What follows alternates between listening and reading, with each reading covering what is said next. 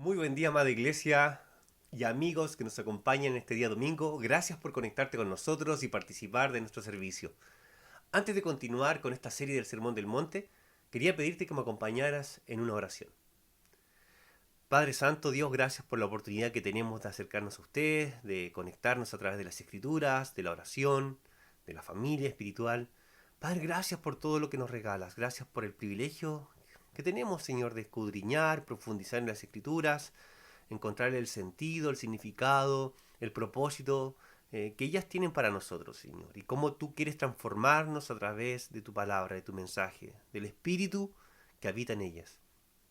Padre amado, te necesitamos, ayúdanos a tener una mente clara, concentrada, un corazón suave, suave para ser moldeado a la imagen de Jesús.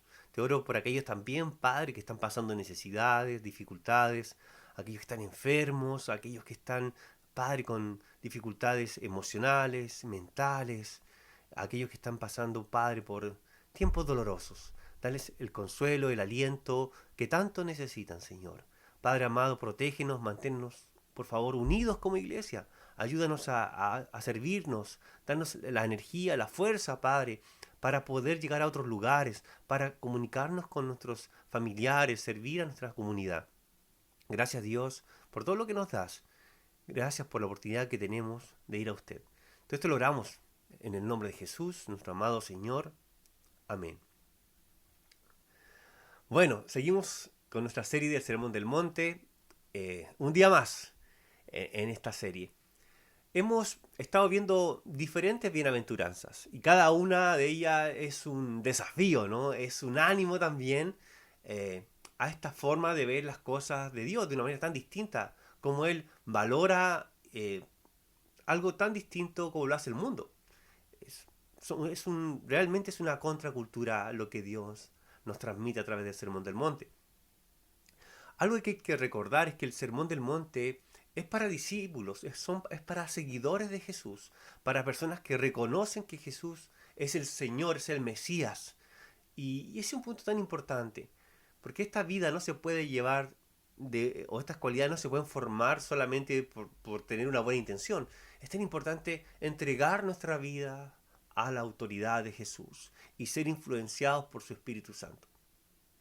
También el Sermón del Monte, especialmente las bienaventuranzas, eh, nos muestran la manera adecuada de responder al Evangelio, a la gracia de Dios, al regalo que es Jesús para nosotros, una manera de responder al reino de Dios.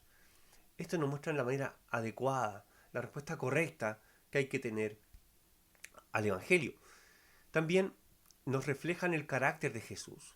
Cada una de las virtudes que estamos viendo en las bienaventuranzas es el corazón de Jesús.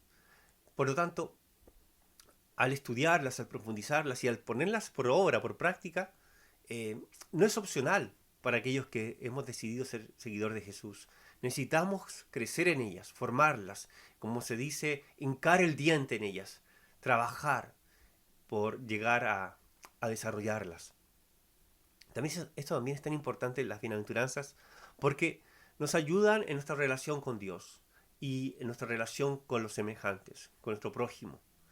Ya que cada una de ellas, si llegamos a desarrollarlas y a crecer en ellas, va a verse reflejada en cómo nos relacionamos con Dios y cómo nos relacionamos con los demás. Se va a hacer evidente. Amén. Se va a hacer evidente este trabajo en tu carácter, en el corazón, en la parte íntima de tu ser. Y también algo muy importante de las bienaventuranzas es que cada una de ellas es aprobada por Dios, es felicitada por Dios, ya que Él nos enseña que esta es la manera de llevar una vida próspera, una vida plena, una vida con real significado y propósito. Vivir las bienaventuranzas, de alguna forma, es para lo cual fuimos diseñados. Vivir con este corazón, relacionarnos con este corazón. Amén. Entonces vamos a seguir avanzando. Ya hemos visto lo que es ser pobre en espíritu, los que lloran, los humildes y los que tienen hambre y sed de justicia, que Cristian nos transmitió esa clase. Y hoy estaremos viendo la bienaventuranza de los misericordiosos. Dice así, vamos a Mateo 5, versículo 7. En la Nueva Biblia de las Américas dice así: Bienaventurados los misericordiosos, pues ellos recibirán misericordia. En otras versiones dicen los compasivos. En este caso estamos leyendo aquí los misericordiosos. Vamos a ver 3 puntos para profundizar y entender mejor este mensaje. Aunque la verdad siempre nos vamos a quedar cortos porque es tan profundo lo que la Biblia nos enseña, pero por tiempo vamos a tratar de profundizar con 3 puntos. Primero, el significado de las palabras principales. El segundo punto, sus usos en el Antiguo Testamento. Y tercero, sus usos en el Nuevo Testamento. Vamos a partir con la primera parte, el significado de las palabras principales. Ahí puedes ver en pantalla, dice, bienaventurados los misericordiosos, pues ellos recibirán misericordia. Ahí aparece entre paréntesis al lado de misericordiosos, eleemón, y al lado de misericordia, eleos. Esas son las palabras que se usan en griego. ¿Ok?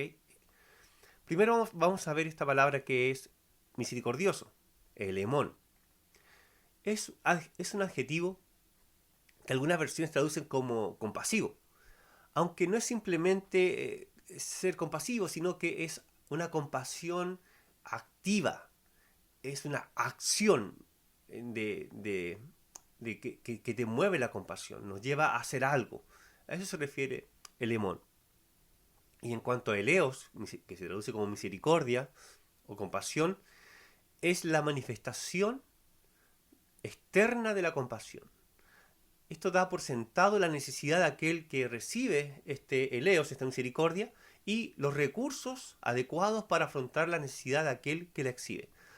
Eso quiere decir que se sobreentiende que el que expresa la misericordia tiene los recursos para suplir, y aquel que pide esta misericordia es porque necesita algo, ¿no? Hay algo que necesita.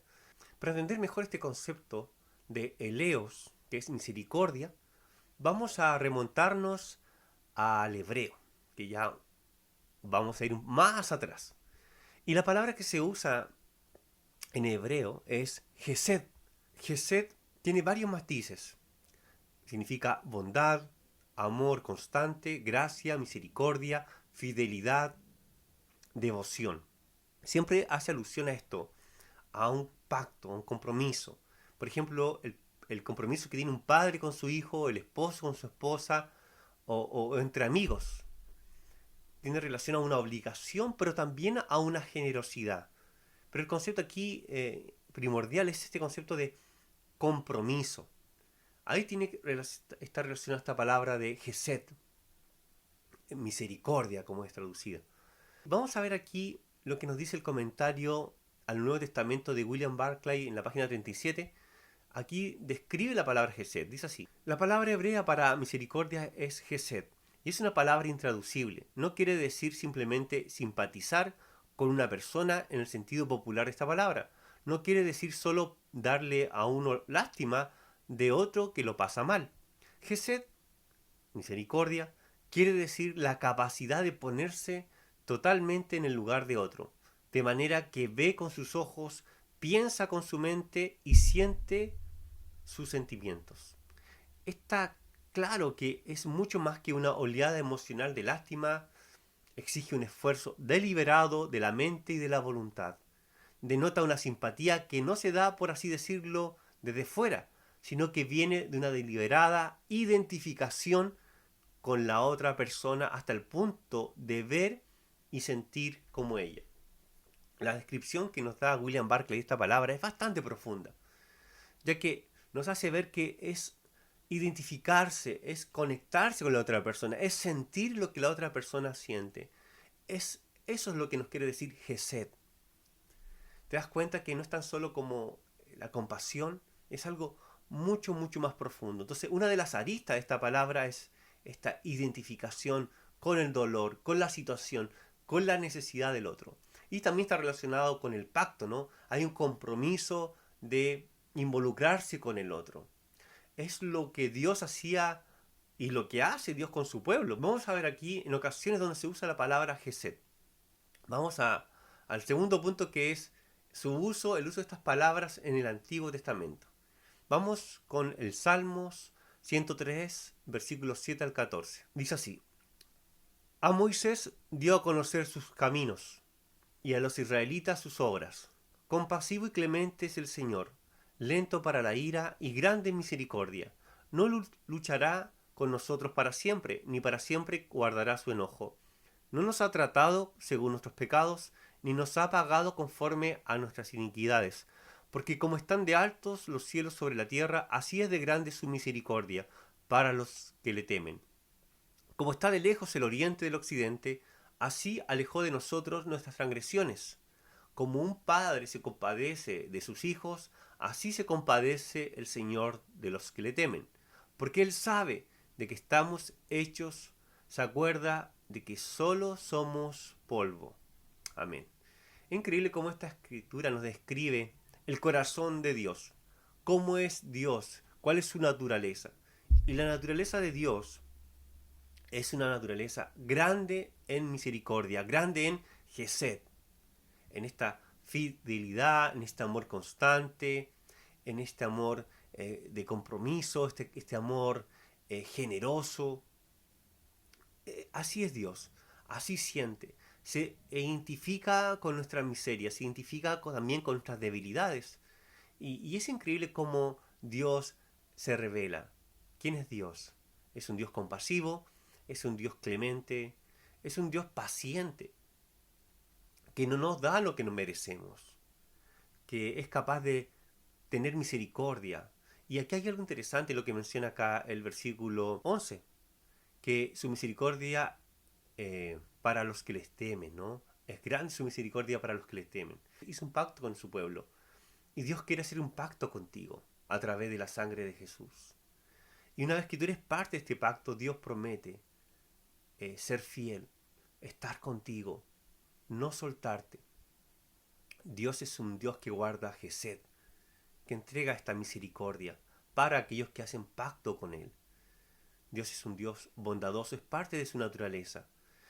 De aquí nace todo lo que nosotros vamos a vivir como seguidores de Jesús, tiene que ver con la naturaleza de Dios.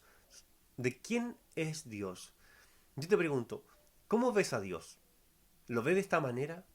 ¿Lo ves como un Dios impaciente, que se irrita por cualquier cosa, un Dios castigador, un Dios que está atento a cada uno de tus defectos solamente para condenarte, criticarte? ¿O ves a Dios como un Padre compasivo, un Padre clemente, un Padre paciente, un Padre perdonador, un Padre que quiere acercarse a ti, que comprende tu condición limitada, tus debilidades, tus incapacidades, tus límites? ¿Cómo ves a Dios? Es increíble que el Dios de la Biblia es aquel que estamos viendo acá. Lo estamos leyendo en las Escrituras y nos revelan quién es Dios, cuál es su corazón. Este salmo hace alusión a Éxodo 34, versículo 6, donde Moisés contempla la gloria de Dios y aparece esta frase donde Dios se revela y dice que es un Dios compasivo, un Dios clemente. Así se revela Dios y así Dios quiere ser conocido por ti. Amén. Yo te invito a trabajar en tu corazón y a liberarte de todas estas cadenas, estas mentiras que nos hacen pensar que Dios no es bueno. Amén. Vamos a seguir avanzando al Salmo 136, versículo 1. Mira lo que dice aquí esta escritura. Den gracias al Señor, porque Él es bueno, porque para siempre es su misericordia, para siempre es su gesed, ¿no? Este amor constante, esta fidelidad. Este salmo es impresionante. Nos menciona los actos de Dios con el pueblo de Israel. Cómo Dios muestra su gesed, muestra su misericordia. ¿Y de dónde viene esta misericordia? Nace del corazón de Dios, del corazón bueno, porque Dios en esencia es bueno. Cuando vemos Génesis, por ejemplo, vemos cómo Dios va creando, formando cada aspecto de la naturaleza, colocándola en su lugar, y Dios dice que lo que Él ve es bueno. Lo que Dios hace siempre es bueno. Esto es muy importante de entender. Tenemos un Dios bueno.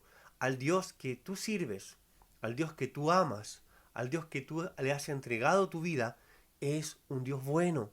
Por eso no tenemos que tener miedo de entregarle nuestra vida a nuestro Dios, de seguir su enseñanza, de rendir nuestras vidas, de pedir si es necesario, porque tenemos un Dios bueno, un Dios que tiene los recursos para suplir nuestras necesidades y que sabe qué cosas realmente necesitamos.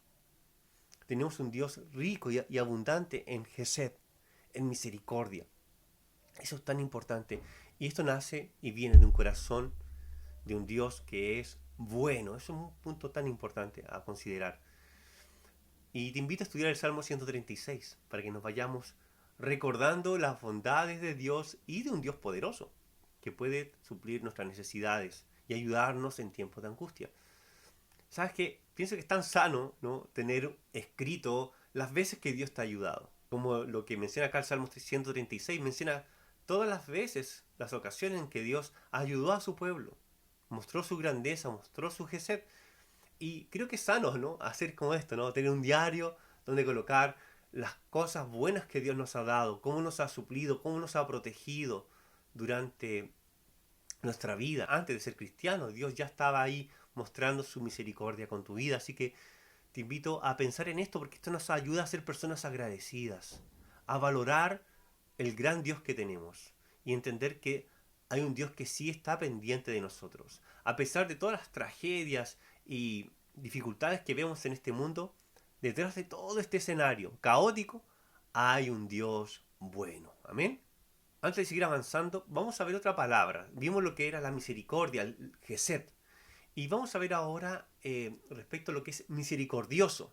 ¿Te acuerdas que los misericordiosos van a recibir gesed, van a recibir misericordia? Ahora, ¿qué son los misericordiosos? Y la palabra en hebreo es hasid. ¿Y qué significa? Misericordioso, piadoso, santo. Y vamos a ver algunas escrituras cómo el Antiguo Testamento se refería a los misericordiosos.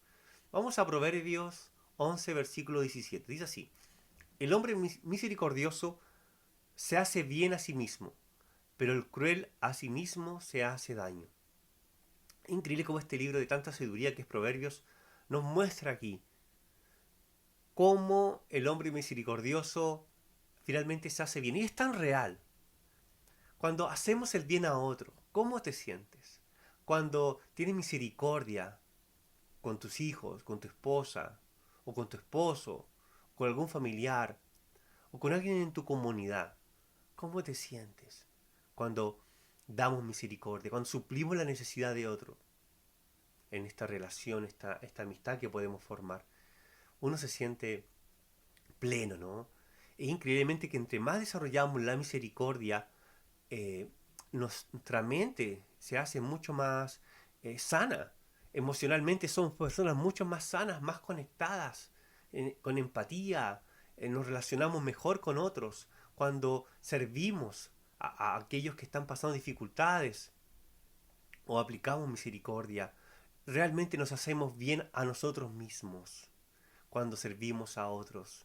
No, también generamos redes, generamos contacto con otras personas. Nuestro corazón se ensancha. Y con todo el bien que viene físicamente, mentalmente, espiritualmente, cuando servimos a otros. De seguro lo has experimentado cuando das, cuando sirves, cuando suples necesidades. Dios se manifiesta en nuestras vidas. Pero mira lo que menciona acá la segunda parte. Pero el cruel a sí mismo se hace daño. Es increíble. Cuando actuamos con crueldad, cuando no actuamos con misericordia, movidos quizá por la venganza, movidos quizá por la indiferencia o por el odio, y actuamos con crueldad, finalmente también nos hacemos daño nosotros mismos. Dañamos a otros, ciertamente, pero también nos dañamos nosotros, se daña nuestra conciencia, nos desconectamos de las personas, nos desconectamos de Dios. Y también va a traer consecuencias. Cuando entramos con crueldad con otros, sin amor, sin compasión, nos vamos a ver afectados, ya que vamos a tener relaciones tóxicas. Nos volvemos personas tóxicas cuando somos movidos por el egoísmo, por la envidia, cuando nos movemos por la amargura. Nos hacemos daño a nosotros mismos. Es tan increíble la verdad que hay en este proverbio. Yo te invito a ser una persona que hace misericordia, que hace gesed, que es misericordioso. Es increíble cómo vas a experimentar, vas a ver a Dios actuar en tu vida y la esperanza, ¿no?, de que también Dios va a actuar con misericordia contigo. Vamos a otro proverbio, Proverbios 21, versículo 13. Mira lo que dice acá. El que cierra su oído al clamor del pobre, también él clamará y no recibirá respuesta. Esto está muy relacionado con la bienaventuranza que nos enseña Jesús. Si actuamos sin compasión, sin misericordia, con aquel que está sufriendo, por aquel que está pasándola mal, si cerramos nuestro corazón, nuestros oídos y nuestros ojos ante aquellos que necesitan, la Escritura dice, tú también vas a clamar y no recibirás respuesta. Y sabes que, y quizá te ha pasado igual, conoces personas que han llevado una vida egoísta, padres que llevan una vida egoísta de solamente complacer sus adicciones, sus placeres, y lamentablemente lo que siembran es que sus hijos están distantes, no tienen amigos, porque su único motivo, su única preocupación era estar bien ellos mismos, complacerse. Y es tan triste ver personas que quedan abandonadas, solas, porque es lo que han sembrado. Han destruido sus relaciones porque han sido personas que no han mostrado compasión ni amor por otros. Solamente se han dedicado a sí mismos. Y muchas veces pasa eso, ¿no? Lo que siembras cosechas. Pero aquí hay un tema más profundo porque si actuamos sin amor, sin misericordia, también Dios dice que también Él va a responder de esa misma manera. Por eso es tan importante nosotros hoy cambiar nuestra actitud. Ahora veremos el Nuevo Testamento cómo hace uso de estas palabras. Vamos a, primero la palabra que analizaremos será misericordioso. En Hebreos 2, 17 al 18 dice así, hablando de Jesús. Por tanto, tenía que ser hecho semejante a sus hermanos en todo, a fin de que llegara a ser un sumo sacerdote misericordioso y fiel en las cosas que a Dios atañen, para hacer propiciación por los pecados del pueblo. Pues por cuanto él mismo fue tentado en el sufrimiento, es poderoso para socorrer a los que son tentados. Aquí vemos esta palabra misericordioso, y ciertamente tiene relación a esta palabra que vimos del Antiguo Testamento, Gesed. Jesús es nuestro sumo sacerdote, es aquel que nos representa ante Dios. Y aquí menciona que Él puede ponerse en nuestro lugar. Jesús realmente vivió Gesed.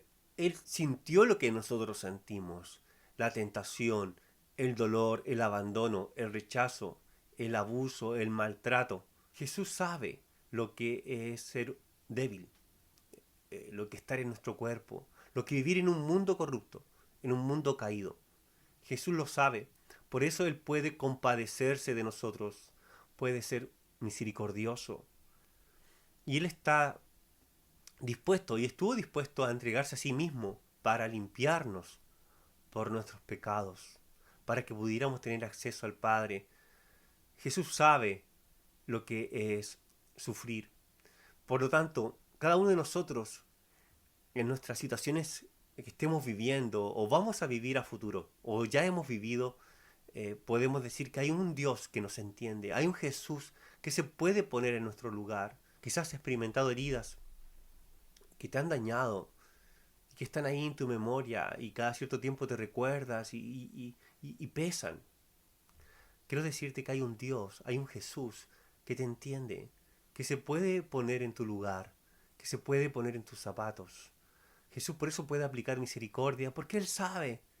Y de hecho, el acto más grande de misericordia de Dios es que Jesús se haya hecho hombre, que se haya puesto en nuestro lugar, que haya cargado con nuestros pecados.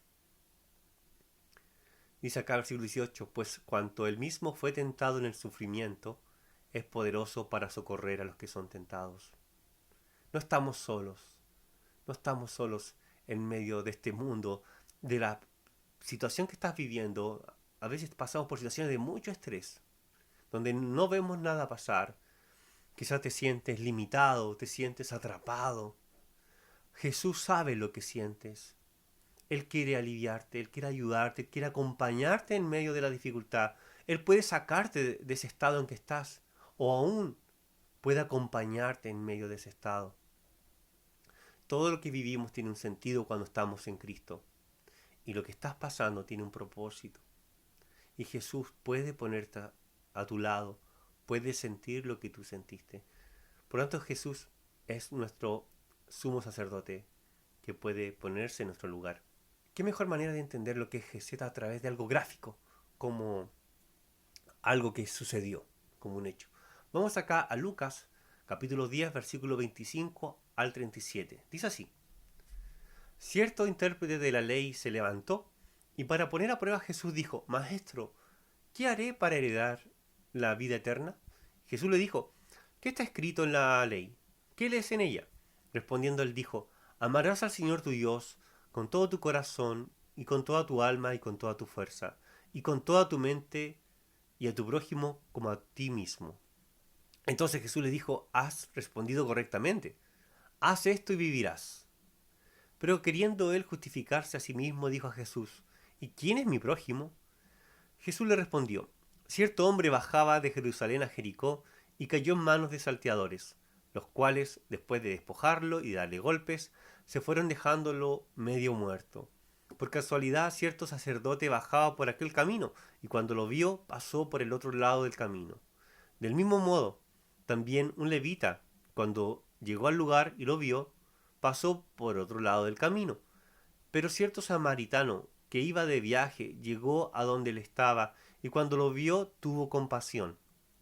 Acercándose, le vendó sus heridas, derramando aceite y vino sobre ellas, y poniéndolo sobre su propia cabalgadura, lo llevó a un mesón y lo cuidó. Al día siguiente, sacando 2 denarios, se lo dio al mesonero y dijo: Cuídelo, y todo lo demás que gaste, cuando yo regrese se lo pagaré. ¿Cuál de estos tres piensas tú que demostró ser el prójimo del que cayó en manos de los salteadores? El intérprete de la ley respondió: el que tuvo misericordia de él. Ve y haz tú lo mismo, le dijo Jesús. Qué impresionante esta escritura, qué impresionante la historia que relata Jesús. Nos enseña qué es la misericordia, la verdadera misericordia ante los ojos de Dios. Y es más que un sentimiento de pena o un sentimiento de lástima, de decir: oh, qué pena lo que está pasando, oh, qué difícil. Es llevar a cabo una acción, es hacer obra, es actuar. No es quedarse tan solo en la tristeza, en la lástima. Es dar un paso más allá, es ejecutar, es actuar, es algo de la voluntad, es conectarnos con otro por medio de la acción. Eso es la misericordia. Y ese es el llamado que nos hace Jesús. Y eso es de alguna forma la explicación que le da Jesús sobre el tema de amar a tu prójimo, de amar a tu semejante, de amar a Dios. Tiene que ver con aplicar misericordia. La misericordia viene de Dios. Cada uno hemos recibido misericordia a través de toda la creación, a todo lo que hemos recibido. Dios actúa con nosotros con misericordia. Y a través de Jesús hemos recibido misericordia. En este caso, con el fariseo le enseña una lección. ¿Con quién vas a aplicar misericordia?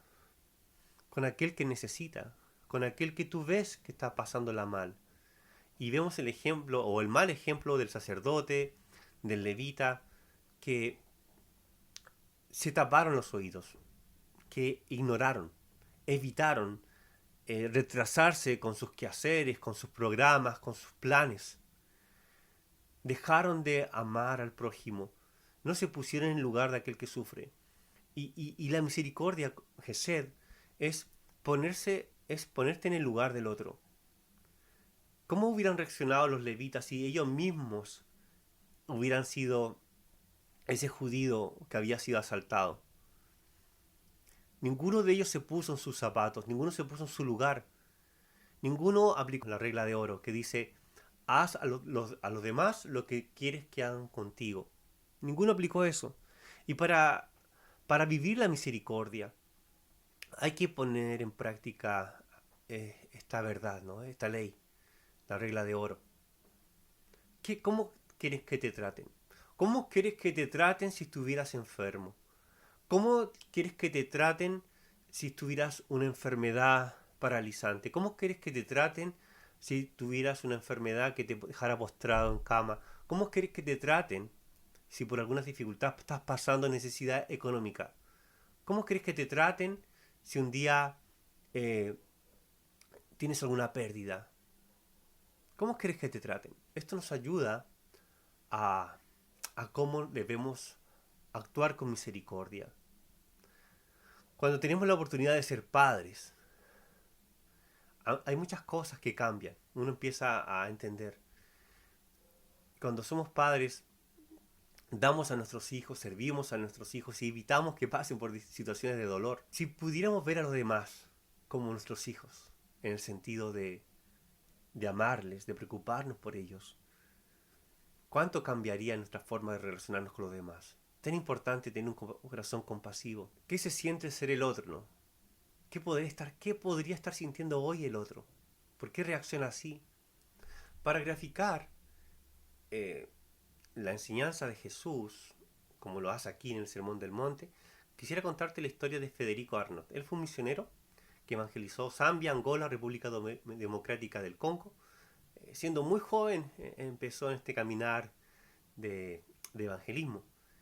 Y la historia cuenta, él fue misionero alrededor de los 1800. Hay una historia que grafica muy bien este punto. Y dice así la historia. Cuando el misionero explorador Federico Arnott iba por una senda a través de la alta hierba con un grupo de sus convertidos nativos, un león atacó repentinamente a uno de los jóvenes.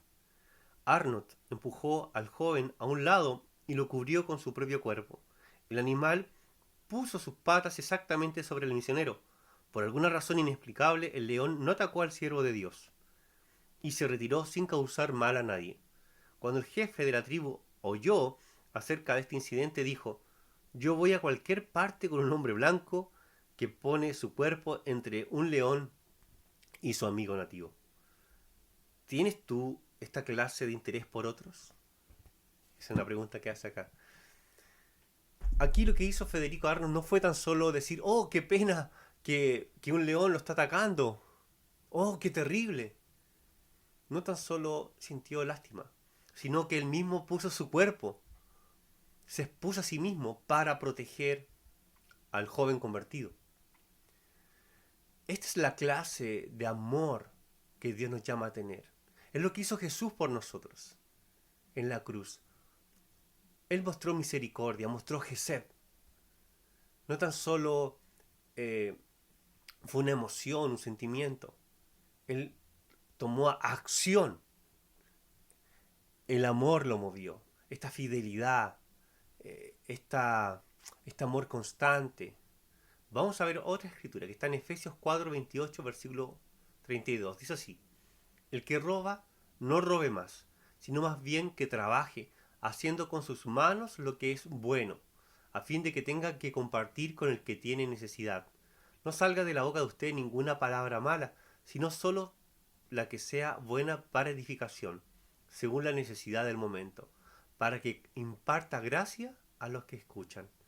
Y no entristezcan el Espíritu Santo de Dios, por el cual fueron sellados para el día de la redención. Sea quitado a ustedes toda amargura, enojo, ira, gritos, insultos, así como toda malicia. Sean más bien amables unos con otros, misericordiosos, perdonándose unos a otros, así como también Dios los perdonó en Cristo.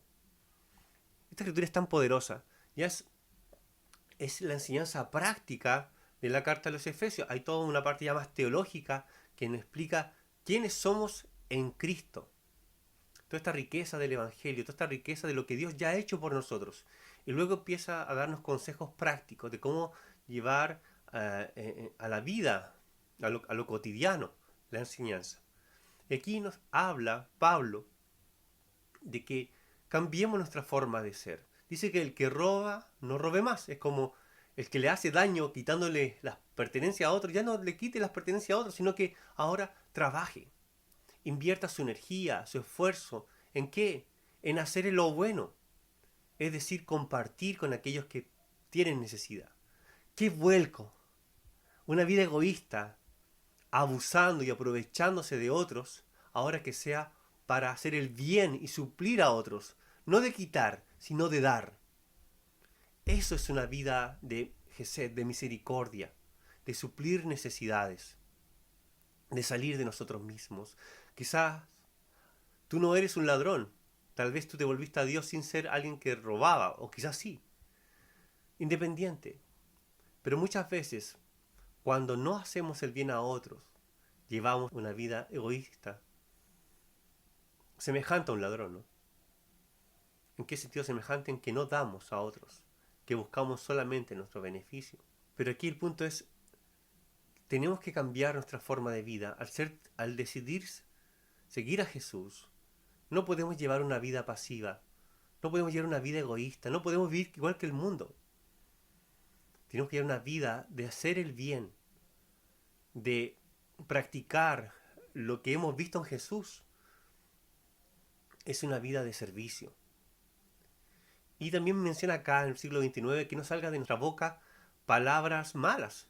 También podemos mostrar misericordia y podemos servir a otros por medio de nuestras palabras. Podemos edificar, podemos animar, podemos alentar, podemos enseñar a otros.